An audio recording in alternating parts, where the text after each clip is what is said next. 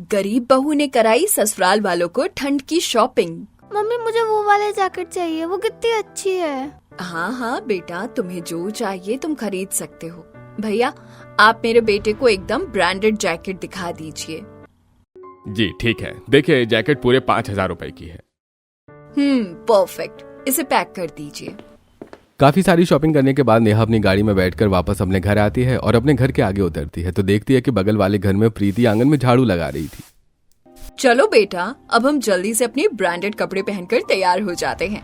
उसके बाद हमें पार्टी में भी तो जाना है। हाँ मम्मी चलो। हाँ, हमारे पास तो इतने महंगे ब्रांडेड कपड़े हैं, लेकिन दुनिया में कुछ फटीचर लोग भी होते हैं जिनके पास तो पहनने के लिए ढंग से एक जर्सी तक नहीं होती। इतना कहकर नेहा अपने बेटे के साथ घर के अंदर चली जाती है और चबूतरे पर बैठी शांति ये सुन लेती है। तब वो भड़कते हुए कहती है, ये शीला और इसकी बहू दोनों एक जैसी खड़ूस है। दोनों को तो बहुत ज्यादा शो ऑफ करने की आदत है और कोई मौका नहीं छोड़ती हमें कहीं ताना मारने का। अरे मेरा बस चले तो मैं इन दोनों को ऐसा सबक सिखाऊं कि दोनों जिंदगी भर याद रखें। लेकिन क्या कर सकते हैं, हमारी किस्मत ही कुछ ऐसी है। कोई बात नहीं मम्मी जी, आप शांत हो जाइए। इन सब चीजों के बारे में इतना मत सोचिए। लोगों का तो काम ही होता है कहना। सच कहा तूने, लोगों का तो काम ही है कहना। अब घर का सारा काम खत्म करने के बाद प्रीति अपने काम पर चली जाती है। वो एक घर में साफ सफाई करने और खाना बनाने का काम करती थी। क्या बात है, आज फिर तू लेट आई है? माफ करना मालकिन, ठंड में थोड़ा सा सबको काम पर भेजना होता है और उनके लिए खाना पीना बनाना होता है, इसीलिए कभी कभी देर हो जाती है। अच्छा ठीक है, लेकिन अब शाम को तू लेट घर जाएगी, ठीक है ना? मैं तुझे यहाँ पर मुफ्त में पैसे नहीं देती हूँ। जितने पैसे देती हूँ उस हिसाब से उतने समय तो तुझे काम करना ही होगा। जी ठीक है मालकिन। एक तरफ प्रीति भी बड़ी मेहनत कर रही थी और वहीं दूसरी तरफ उसका पति भी मेहनत मजदूरी करके पैसे कमा रहा था। कितनी ज्यादा ठंड हो रही है। अरे इतनी ठंड में तो मेरे हाथ बिल्कुल जम गए हैं और ठीक से काम भी नहीं हो रहा है। सच में ठंड में काम करना तो बहुत ही ज्यादा मुश्किल होता है। रोहन अपने दोनों हाथों को आपस में मसलते हुए खुद से यह कह रहा था ताकि एकदम बर्फ की तरह जमे हुए हाथों में थोड़ी गर्माहट हो सके। तभी उसका सेठ देख लेता है। अरे ओ वहां पर खड़ा होकर खुद से क्या बड़बड़ कर रहा है? चल अब जल्दी से इधर आ और अपने काम पर ध्यान दे। ठीक है मालिक, अभी आ रहा हूँ। इस तरह सब अपना काम करते हैं और फिर शाम को जब सभी घर वापस आ जाते हैं तो सब रजाई में बैठे हुए थे। लेकिन जब बाहर से ठंडी हवा चीरते हुए घर के अंदर आ रही थी तब सभी को बहुत ज्यादा ठंड लग रही थी। मुझे तो बहुत ज्यादा ठंड लग रही है।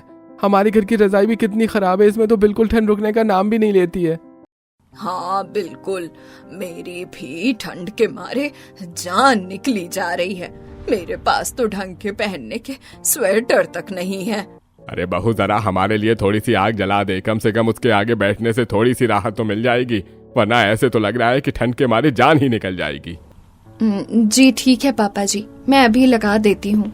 उसके बाद प्रीति जल्दी से तसला लेकर आती है और उसके अंदर कुछ उपले और लकड़ी डालने के बाद वो आग जलाने की कोशिश करती है। क्योंकि लकड़ियों में नमी थी इसलिए वो आग जलने का नाम नहीं ले रही थी। इन लकड़ियों में इतनी ज्यादा नमी है कि जलने का नाम तक नहीं ले रही है। इन्हें जलाने में भी कितनी परेशानी हो रही है। सर्दियों में ऐसा ही होता है भाभी, एक तो इतनी ज्यादा ठंड लगती है, ऊपर से उसे भगाने के लिए हमारे पास साधन भी ऐसे ही होते हैं। मम्मी तो आप एक हीटर और हमारे लिए गर्मा गर्म जर्सी खरीद दीजिए, जिसकी वजह से हमें भी ठंड नहीं लगेगी। आज मोनू एक बहुत अच्छी सी जैकेट लेकर आया था, उसमें उसे बिल्कुल सर्दी नहीं लग रही थी। हाँ मम्मी, इसकी जैकेट ना सच में बहुत अच्छी थी। साथ में वो ऐसी जैकेट थी जिसे दोनों तरफ से पहन सकते थे। ये तो सच में जादू हो गया। हमें भी ऐसी जैकेट चाहिए। ठीक है बेटा, तुम चिंता मत करो, मैं कभी न कभी तुम्हारे लिए ऐसी जैकेट जरूर लेकर आऊंगी। लेकिन अभी हमें ऐसे ही काम चलाना होगा। अब जैसे तैसे करके आग जल जाती है और उसके बाद प्रीति सभी के लिए गुड़ की रोटी बनाती है और सबको खाने में परोसती है, जिसे देखकर बच्चे तो मुंह बना लेते हैं। मम्मी आज फिर से आपने हमारे लिए रोटी बना दी, कम से कम आज तो कुछ अच्छा बना देती। हाँ मम्मी, हालांकि मुझे रोटी बहुत ज्यादा पसंद है, लेकिन हम हर रोज यही खा रहे हैं। बच्चों समझा करो, अभी घर के हालात कुछ ठीक नहीं चल रहे। जो मिला है खाने को वही खा लो। कम से कम हमारे पास एक वक्त का खाना तो है, वही बहुत बड़ी बात है। प्रीति के समझाने के बाद दोनों बच्चे चुपचाप खाना खा लेते हैं, लेकिन रात को जब सब सो रहे थे तब उन्हें सोने में बहुत ज्यादा परेशानी हो रही थी, क्योंकि ठंडी हवाएं घर के अंदर जा रही थी और ऊपर से उनकी रजाई भी एकदम पतली और पुरानी फटी हुई थी, जिसकी वजह से उसमें ठंड रुकना तो एकदम नामुमकिन था। मम्मी मुझे बहुत ज्यादा ठंड लग रही है, मुझसे और ठंड बर्दाश्त नहीं हो रही। मुझे भी बहुत ज्यादा ठंड लग रही है। बिल्कुल भी ठंड बर्दाश्त करना बहुत ही ज्यादा मुश्किल हो रहा है। अरे इतनी कड़ाकेदार ठंड में तो हमारी कुल्फी ही जम जाएगी। अरे दिन में ठीक से भी नहीं रह सकते क्योंकि अच्छे कपड़े नहीं हैं, और रात को भी ठीक से नहीं सो सकते क्योंकि ढंग की रजाई तक नहीं है। लगता है आग बंद हो गई है, मैं इसे दोबारा जला देती हूँ। अब प्रीति दोबारा तसले में आग जला देती है, जिसके बाद जाकर सभी को थोड़ी सी राहत मिलती है और फिर जैसे तैसे करके सभी सो जाते हैं। अगले दिन सुबह जब प्रीति बच्चों को तैयार कर रही थी तो देखती है कि चिंटू के स्वेटर में एक और छेद हो गया था। मम्मी मेरे स्वेटर में एक और छेद हो गया, मैं इसे स्कूल पहनकर नहीं जा सकता और ऊपर से इस पे तो बहुत ज्यादा ठंड भी लगती है। बेटा कोई बात नहीं, मैं अभी इसे जल्दी से सिल देती हूँ, तुम अभी रुको। अब प्रीति स्वेटर को सुई धागे की मदद से सिल देती है। स्वेटर पहले भी एक दो जगह से फटा हुआ था, लेकिन प्रीति ने उसे वहां से भी सिल रखा था। कपड़ों की हालत से उनके घर की आर्थिक तंगी बयां साफ हो रही थी, लेकिन कहते हैं ना कि मजबूरियों के आगे इंसान को झुकना ही पड़ता है। अब बिल्कुल ठीक है, अब तुम दोनों जाओ। उसके बाद यश दोनों बच्चों को लेकर स्कूल जा रहा था। रास्ते में बहुत ठंडी हवा चल रही थी, जिसकी वजह से तीनों कांपते हुए जा रहे थे। बाप रे, आज तो कितनी खतरनाक वाली ठंड है। ठंडी ठंडी हवा एकदम सीने को चीरते हुए जा रही है। इतनी ज्यादा ठंड तो मुझसे आज बर्दाश्त भी नहीं हो रही है। सच में चाचू, मुझे भी बहुत ज्यादा ठंड लग रही है। काश हमारे पास भी ठंड के लिए अच्छे से कपड़े होते, जिसकी वजह से हमें ठंड नहीं लगती।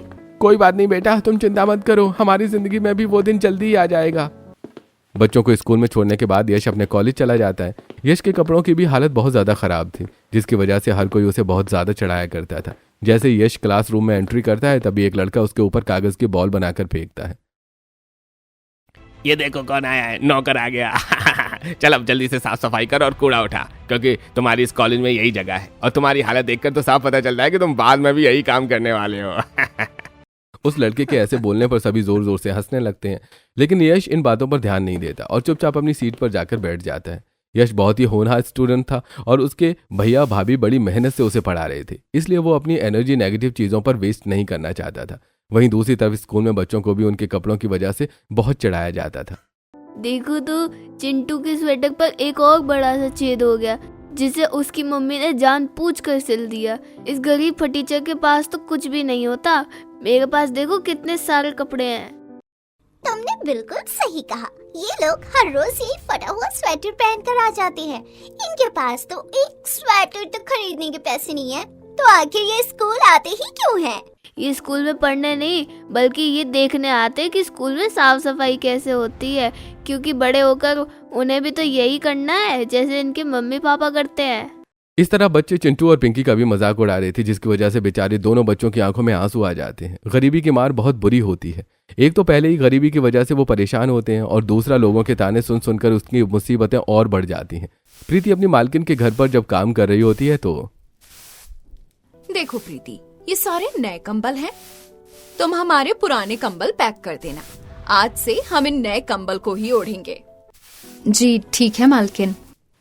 प्रीति सारे पुराने कंबल को पैक करके रख देती है और उसके बाद नए कंबल निकाल देती है। उसके बाद प्रीति सुंदर सुंदर नए नए गलीचे उनके लिए घर में बिछा देती है। मालकिन अपने बच्चों के लिए नई स्वेटर और जर्सी भी लेकर आई थी, जिसे देखकर बच्चे बहुत खुश होते हैं। देखो बच्चों, मैं तुम्हारे लिए सर्दी के नए कोट लेकर आई हूँ, अच्छे हैं ना? हाँ मम्मी, बहुत अच्छे हैं, मुझे तो बहुत अच्छे लग रहे हैं। सच में मम्मी, आप बहुत अच्छी हो, हमारे लिए कितनी अच्छी अच्छी चीजें लेकर आती हो।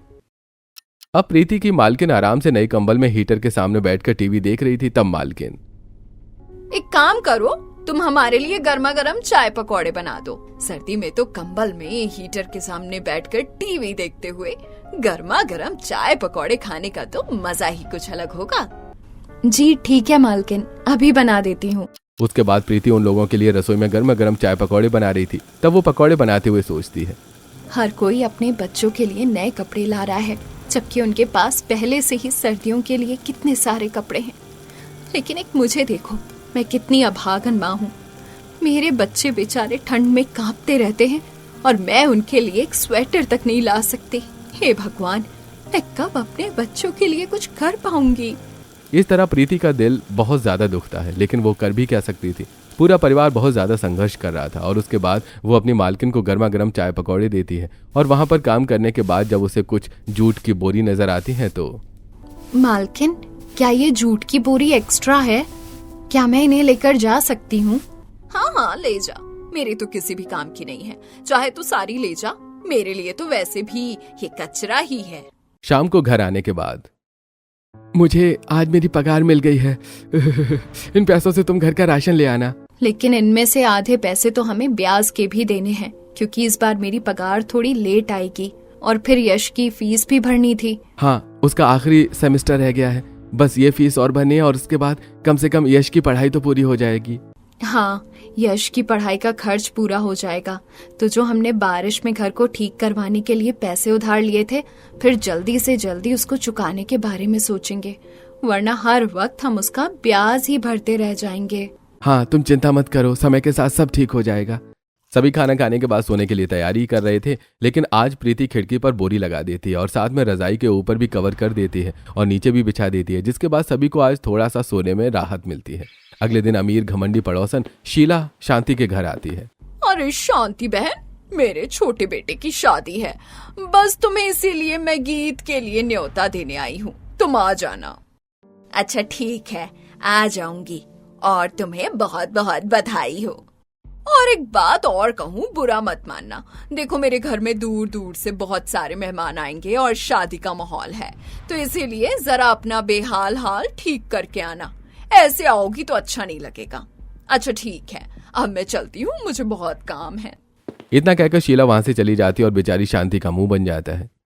ये गरीबी हमें पता नहीं और कितना जलील करवाएगी। लगता है हमें तो बस दूसरों के ताने सुनने के लिए ही भेजा गया है। किसी को कुछ समझ क्यों नहीं आता कि हम जानबूझकर ऐसा नहीं करते। हमें कोई शौक नहीं है ऐसे कपड़े पहनने का, लेकिन हमारी मजबूरी है। हम कम से कम किसी के आगे हाथ नहीं फैला रहे और खूब मेहनत करके अपना पेट पाल रहे हैं और अपनी जिम्मेदारियों को भी निभा रहे हैं। अरे कोई बात नहीं भाग्यवान, इस तरह तुम परेशान मत हो। अब हमारी किस्मत में ऐसा लिखा है तो हमें सब सहना ही होगा, लेकिन तुम देखना, भगवान एक दिन हमारी भी सुनेगा, एक दिन सब अच्छा होगा। वो अच्छा पता नहीं कब होगा। वहीं दूसरी तरफ यश के आखिरी सेमेस्टर के एग्जाम चल रहे थे और एग्जाम खत्म होने के बाद जब उसका रिजल्ट आता है तो पता चलता है कि यश को सेकंड प्राइज मिला है, जिसके बाद वो खुश होकर घर आता है और सबको खुशखबरी देता है।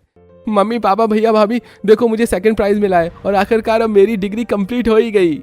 तुम्हें बहुत बहुत बधाई हो बेटा, आखिरकार तुम्हारी मेहनत रंग लाई। सारी मेहनत भैया भाभी की है, उन्होंने मेरे लिए कितनी मेहनत की है। अरे पगले, इसमें तो हमारा कोई हाथ नहीं है, तुम्हारी ही मेहनत का कमाल है सब। तुमने पढ़ाई करने में पूरी जान लगा दी थी। हाँ बिल्कुल यश, तुमने तो सच में कमाल कर दिया। मुझे खुशी है कि तुम्हारी ग्रेजुएशन कंप्लीट हो गई, अब तुम अपने पैरों पर खड़े हो सकते हो। लेकिन मम्मी, चाचू तो अभी भी अपने पैर पे खड़े हुए हैं, तो आप ऐसा क्यों कह रही हो? चिंटू की बात सुनकर सभी हंसने लगते हैं। बेटा, इसका मतलब है कि तुम्हारे चाचू अब अच्छी नौकरी करेंगे और अब वो खुद भी कमाना शुरू करेंगे। ओ अच्छा।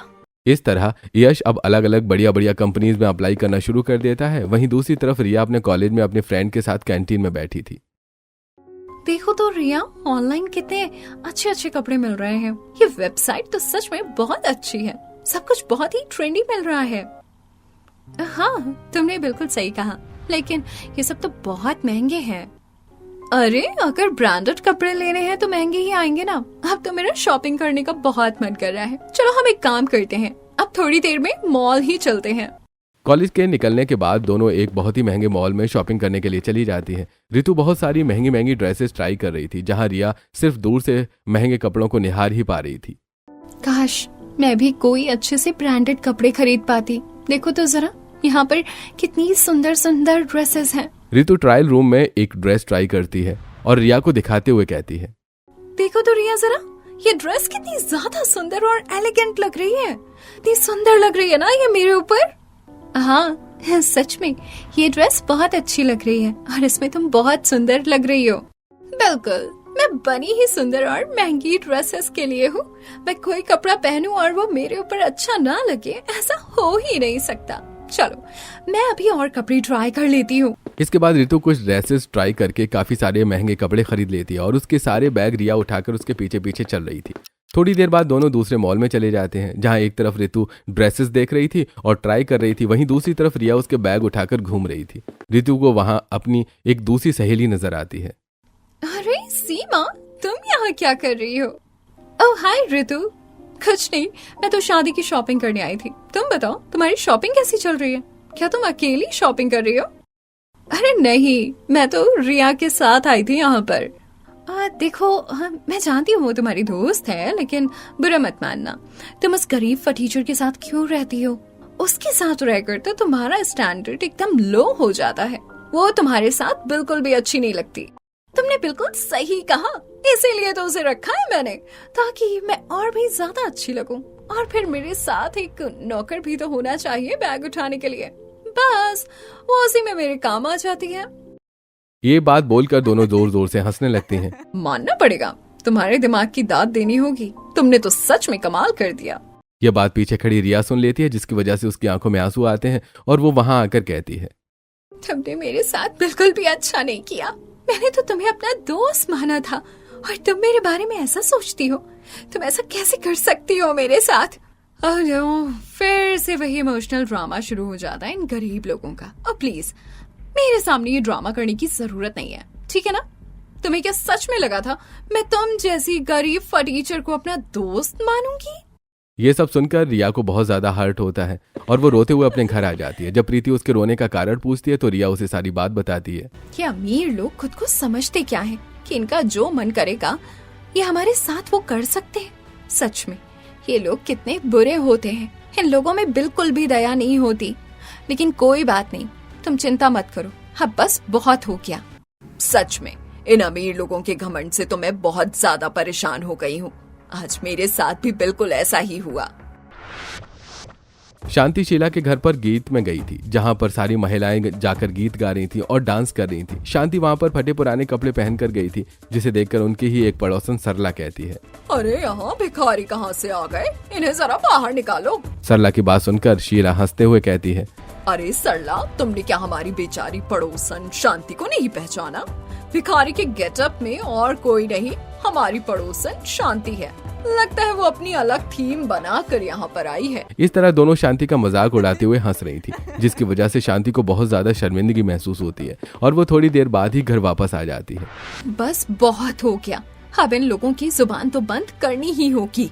इस तरह दिन गुजरते हैं। वहीं दूसरी तरफ एक दिन यश इंटरव्यू देने एक बड़ी सी मल्टीनेशनल कंपनी में जाता है। वहां पर वो अंदर जा ही रहा था कि उसके फटे पुराने कपड़े देखकर सिक्योरिटी गार्ड उसे रोकते हुए गुस्से में कहता है, अरे रोको रोको, तुम कहाँ जा रहे हो?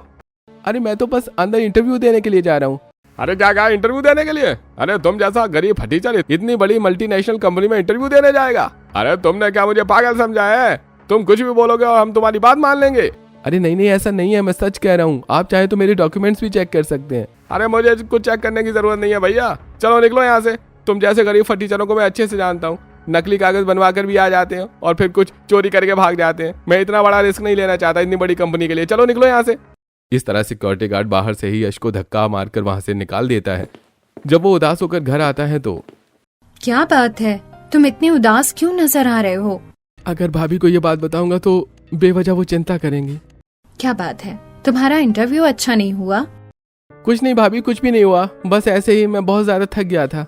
अब प्रीति भी देख रही थी कि किस तरीके से सिर्फ कपड़ों की वजह से उसके परिवार वालों को जज किया जा रहा था, जिसकी वजह से उसे बहुत बुरा लगता है। तब वो रोहन को सारी बात बताती है।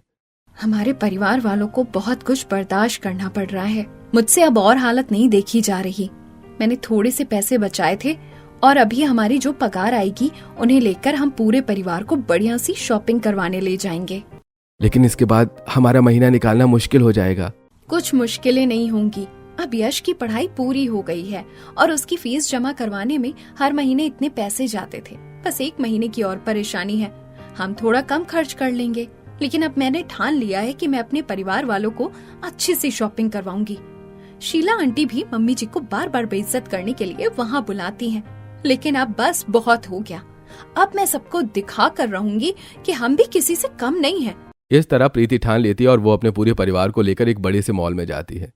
मम्मी जी, पापा जी, बच्चों, रिया और यश, तुम सब अपने लिए अच्छे अच्छे कपड़े पसंद कर लो। सर्दियों के कपड़े तुम जैसे चाहो वैसे खरीद सकते हो। लेकिन बेटा, इसमें बहुत खर्चा हो जाएगा, हमें कुछ नहीं चाहिए। हाँ बेटा, पहले ही घर के हालात ठीक नहीं है। सब ठीक है पापा जी, आप सबको चिंता करने की जरूरत नहीं है। मैंने कहा ना, आप सब बस अपने लिए अच्छे अच्छे कपड़े पसंद कर लीजिए।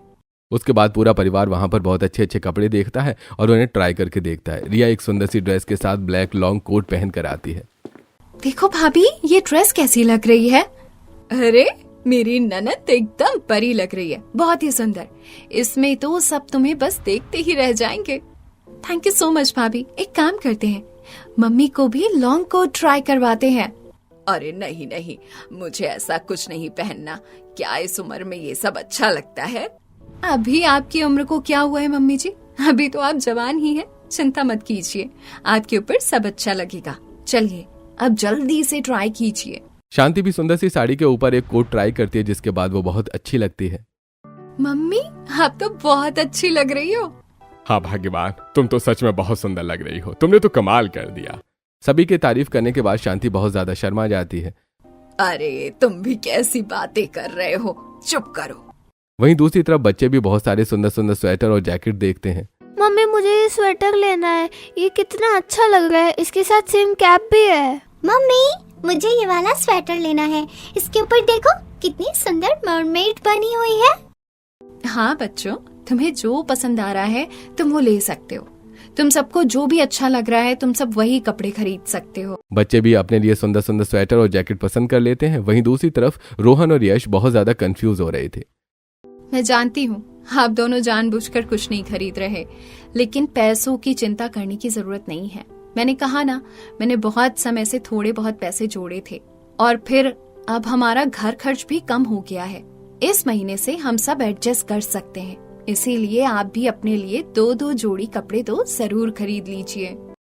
उसके बाद रोहन और यश भी अपने लिए कपड़े खरीद लेते हैं और सभी के कपड़े खरीदने के बाद भाभी, आप भी अपने लिए सुंदर से कपड़े डिजर्व करती हैं। अब आपके लिए मैं स्पेशल तरह के कपड़े चूज करूंगी। चलिए अब रिया प्रीति को बहुत सारे कपड़े ट्राई करवाती है। अब बस बहुत हो गया, इतने सारे कपड़े ट्राई करके मैं बहुत ज्यादा थक गई हूँ। मैं यही ले लेती हूँ, बताओ कैसा लग रहा है? ये ड्रेस तो आपके ऊपर बहुत अच्छी लग रही है। सच में भाभी, आप तो कमाल लग रही हो।